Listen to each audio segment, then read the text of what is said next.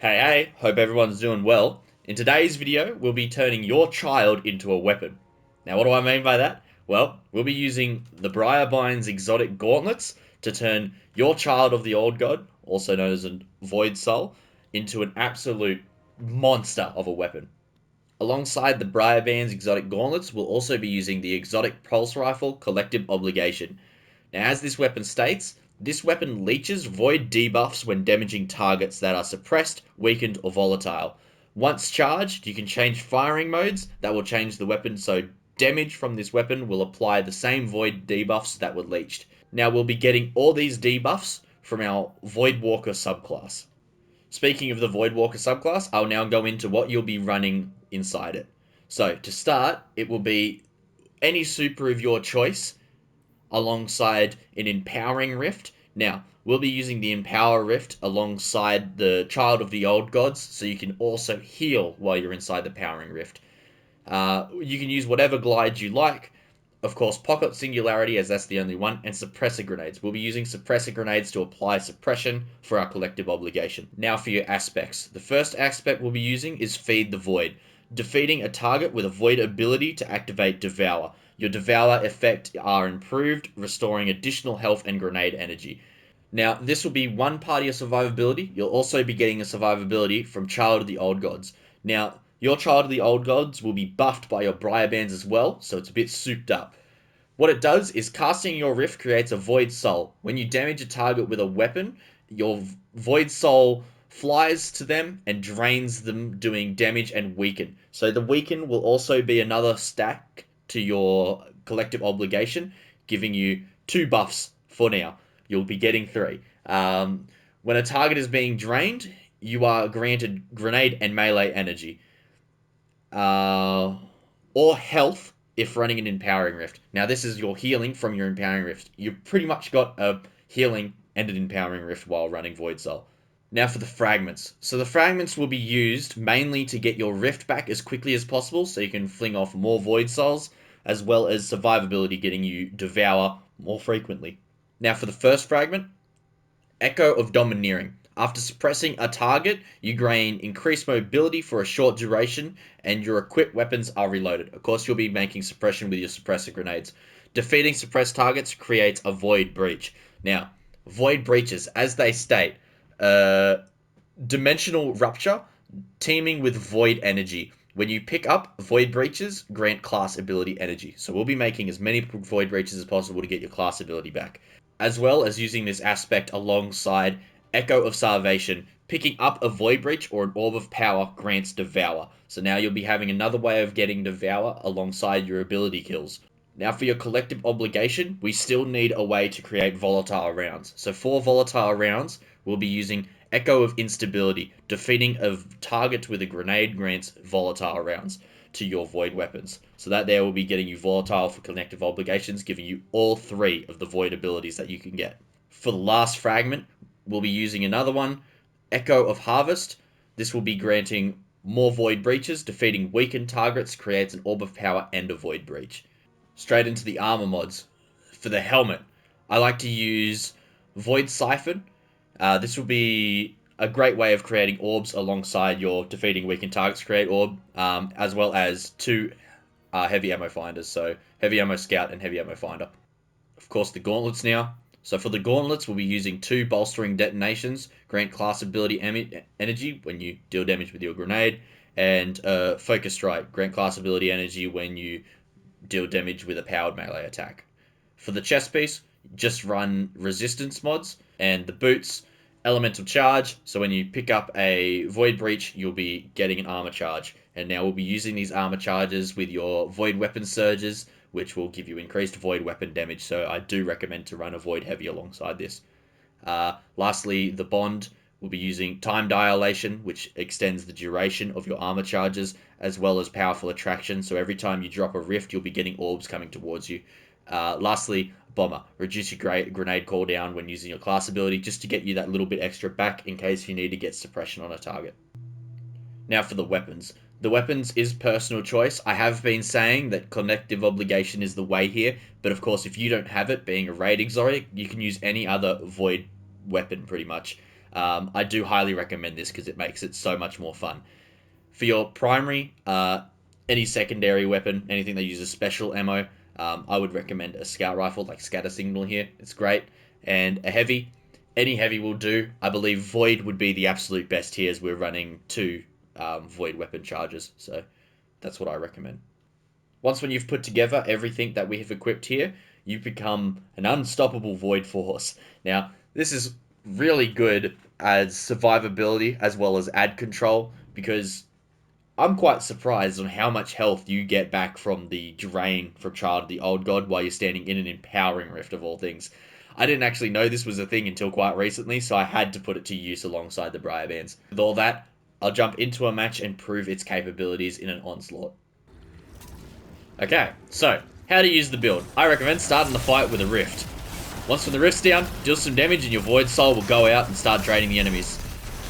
Now, as you can see, I have gotten Devour. I'm guessing there was an orb somewhere that I picked up when I put my rift down. With that, you've pretty much got great survivability. Of course, Void Devour, it's amazing. Now, for the gun, as you can see, on the bottom of my sight, I have got those 3 dots. The 4th one tells me when the charge is ready, the other 3 are what abilities. That middle one there tells me that I've got weakened. So, once when we got more enemies around, I will show you that the next dots are Devour. I'm sorry, not Devour. The next dots are Suppression and Volatile.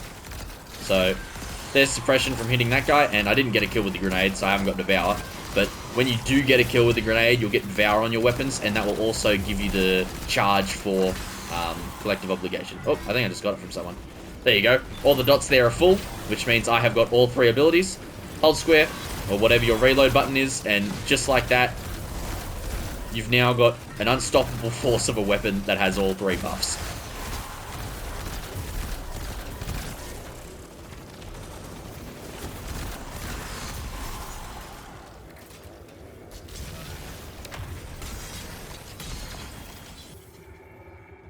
Now, of course, when you're in combat and you're getting into the groove of it, Rift first, then Grenade. If there's any enemies around, you should be able to kill them.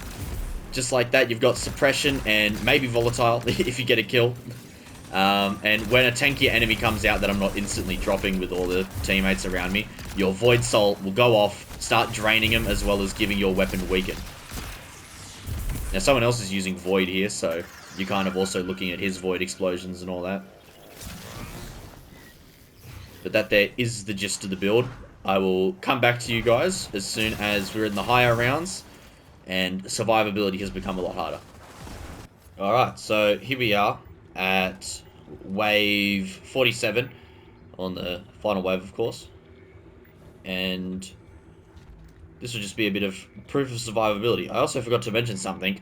So your melee ability, your charge melee ability, will give any targets that you hit volatile rounds. So if you don't end up getting a grenade kill, you can also get volatile from your melee hit. I don't think I've got volatile, but there you go. See, there you go. That light showed up on the bottom of the scope there to say volatile.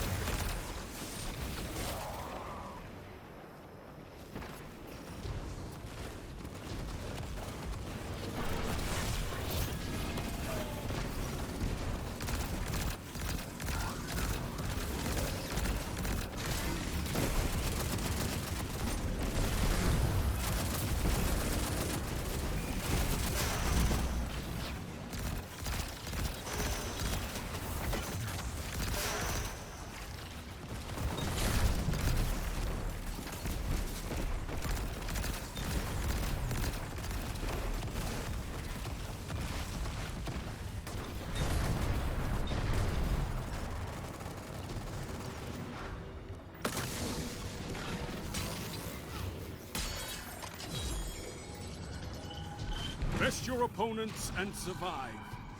Victory is a matter of will.